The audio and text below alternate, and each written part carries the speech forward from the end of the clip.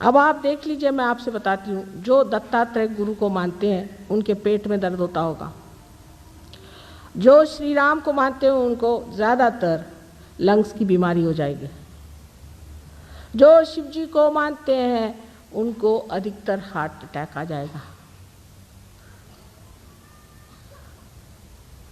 अब ऐसे कैसे हो सकता है?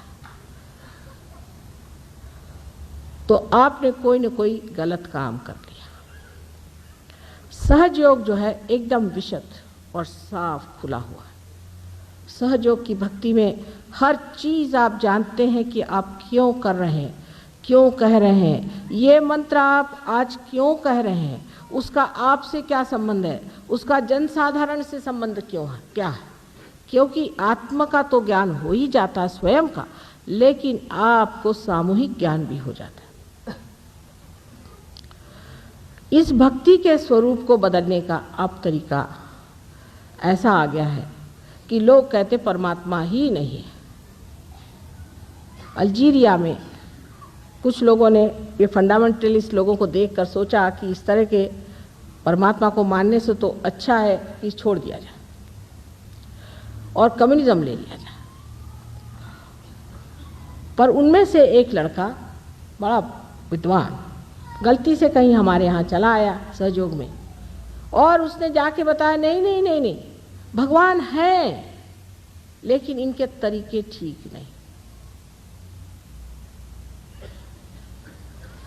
जो लोग परमात्मा में विश्वास करते हैं वो फेनेटिक्स हो ही नहीं सकते, हो ही नहीं सकते। और जो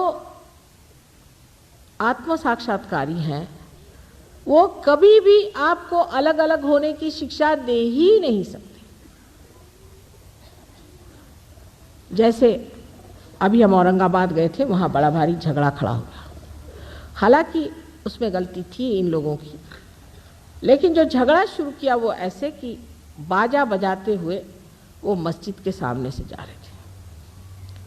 मैंने कहा मस्जिद में ध्यान होता है, कुछ भी हो तुम उसका मान रख लो, जहाँ परमात्मा की बात होती है। क्या आपको पता है कि जब मोहम्मद साहब ने अल्लाह हो अकबर कहा था तो अकबर माने विराट माने श्री कृष्ण की बात की थी?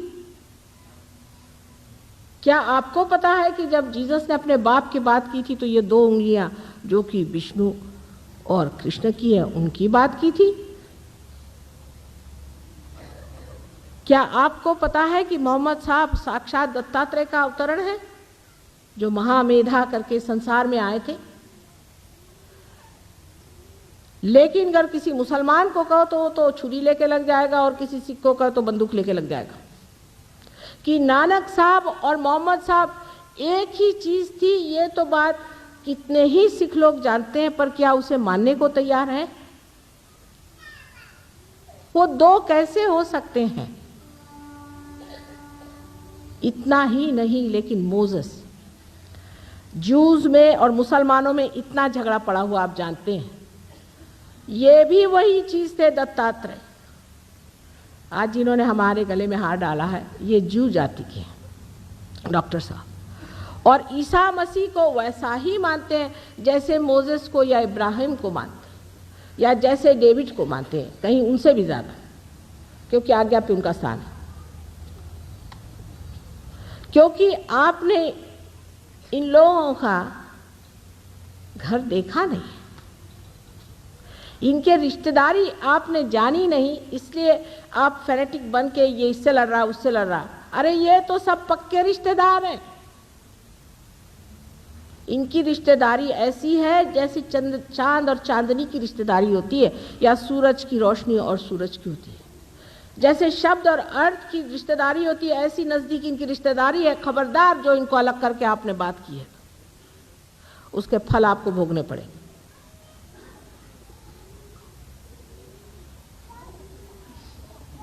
जो इन लोगों ने कार्य करे हैं उसको भी लोग संशयित दृष्टि से देखते हैं कि मोहम्मद साहब के ज़माने में इतना युद्ध, इतने गधे लोग थे वो, अब वो क्या बताया जाए। मोहम्मद साहब को तक उन्होंने जहर पिलाया था। उस वक्त उन्होंने ये सोचा कि औरतें इतनी ज़्यादा हैं और आदमी इतने कम हैं, तो विवाह संस्था को विशेष रूप देने के लिए विवाहित ही औरत होनी चाहिए और उससे शादी कर लेनी चाहिए। अगर आज पुरुषों की संख्या अगर बहुत बढ़ जाए, तो अपने यहाँ दक्षिण में हुआ है ऐसे कि एक स्त्री का विवाह 4 आदमियों से कर देते थे कि विवाह की संस्था बनी रहे, क्योंकि विवाह एक सामूहिक सैंक्शन है। वो जमाना बीत गया, अब उसके कर रहे हैं। जो शरीयत की बात कर रहे हैं, आपको शायद पता नहीं होगा कि ये मोजेस ने बनाया था उस वक्त जबकि जूस ने अधम से अधम, जिसको डिकेडेंस कहते हैं, वो करना शुरू कर दिया। तब उन्होंने बनाया था। अगर बाइबल में आप इर्मया नाम का चैप्टर पढ़े तो उसमें साफ लिखी है शरीयत क्या चीज़ है। जो मोजेस ने बनाई थी जूस के लिए, उसको चला कौन रहे? तो मुसलमान, क्योंकि 5 इंजिल की किताबें जो है वो इन्होंने लगा रखी। वही 5 इंजिल ईसाई इस्तेमाल करते हैं, वही 5 इंजिल जूस इस्तेमाल करते हैं, वही 5 इंजिल मुसलमान भी इस्तेमाल करते हैं। लेकिन जिसके लिए बनाया था वो थे जूस। तब तो मुसलमानों का पता भी नहीं था। और अब उस शरीयत को कौन मान रहे हैं? तो मुसलमान। ऐसे ही हमारे हिंदुओं के तरीके बड़े अजीबोगरीब हैं। एक तो मैंने कहा कि अब हिंदू शब्द ही निकाल सकते हैं तो निकाल दीजिए, क्योंकि तो अलेक्जेंडर ने अपने को हिंदू कहा। हम लोग तो भारतीय हैं। अलेक्जेंडर जब सिंधु नदी पे आया तो इन लोगों को कुछ कुछ शब्द बोलने नहीं आते। हिंदू को उसने सिंधु कह दिया, सिंधु को उसने हिंदू कह दिया, और सब लोग हिंदू के इधर रहने वाले लोग सब हिंदू हो गए।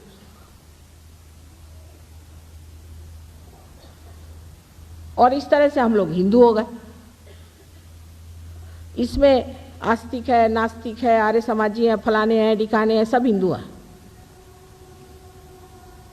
हम लोग भारतीय हैं प्रथम। ये हमारी अनादि संस्कृति चली आ रही है। अलेक्जेंडर तो अभी अभी आए थे थोड़े दिन पहले, ईसा से पूर्व। तो हमारे लिए भारतीय शब्द तो पुराना हो गया और ये हिंदू शब्द पक्का बन गया, और इसकी गला काट रहे, उसका गला काट। इतनी महान हमारी परंपराएं हैं जिसके दम पर सारा संसार उठ सकता है। किसने नहीं इसकी महत्ती गाई? क्या आप कुरान को पढ़ के देखें। उन्होंने तक रूहानी जिंदगी कुंडलिनी को असस कहा हुआ है। आप नानक साहब तो साक्षात उसी पर खड़े हुए हैं। बुद्ध उसी संस्कृति पर खड़े हुए हैं। उनमें कोई झगड़े नहीं। हम लोग इतनी बेवकूफ़ी कर रहे हैं। वो तो सब एक बैठे हुए हैं वहाँ, और यहाँ इंसान ने उनके नाम पर, आप ऐसे मारिए काटिए, वो तो आदत है हम लोगों की, पर कम से कम परमात्मा के नाम पे मत करिए। ये गलत फहमी हमारे अंदर है। अब तो भी जान लीजिए, एक ही जिंदगी ये है बहुत ज़रूरी, और ये समय ज़रूरी है। इस वक्त जान लीजिए कि इस वक्त अगर पार नहीं हुए, गए फिर आप। नानक साहब ने क्या कहा था? कहे नानक बिन आपा चीन्हे, मिटे न भ्रम की काई।